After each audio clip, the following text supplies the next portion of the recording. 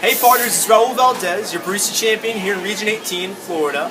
And today we're going to be talking about pour-overs. You know, I recently had a conversation with the store manager here in Florida, Joshua Ryhard, who was telling me that his partners, some of his partners, don't necessarily enjoy doing pour-overs. And I think that's true for a lot of partners. They don't quite understand maybe like how crafty the pour-over can be.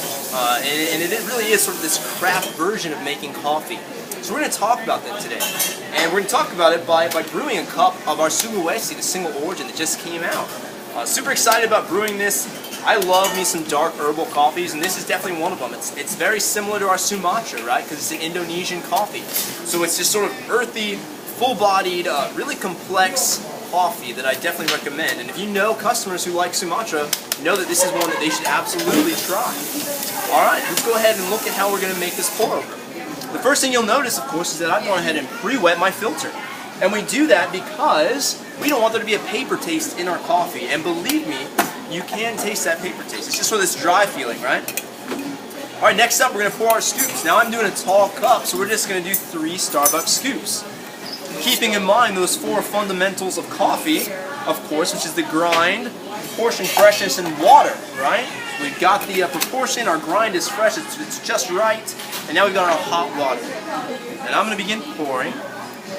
And hopefully you all in your stores have this gooseneck pourer because it's just super helpful, right? It's very on point, and what's really nice about it is that inside of the pour itself there are lines. So you don't have to guess about where I need to pour my water, right? You can see that there's a grande, there's a tall. I know exactly where I have to fill my water to. So super nice. If you don't have one, talk to your store manager, see about getting one because they really are good.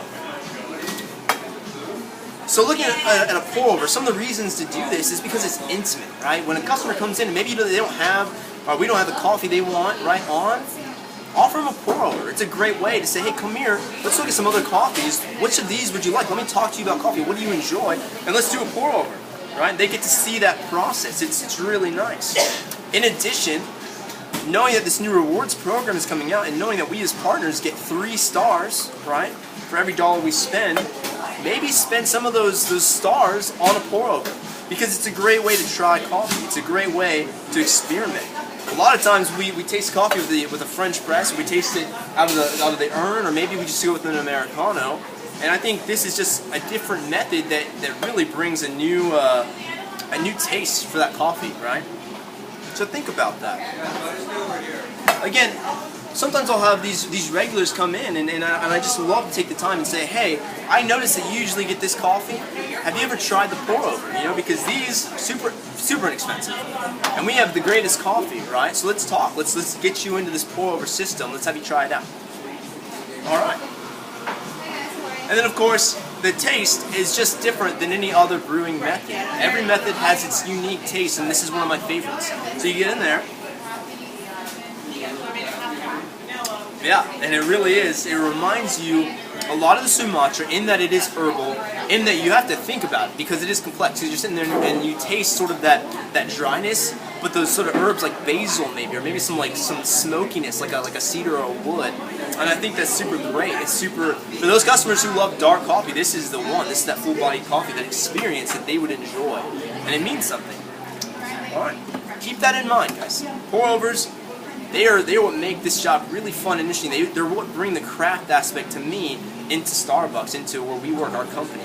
So enjoy them, share them, love them, and definitely try yourself some Sulawesi because it is a really great coffee and it's really great on the pour-overs. That's it. Next time, we'll try out something different. If you like us, subscribe. If you want to message us with some new ideas, do it. Respect the roast. Thank you. We'll see you next time.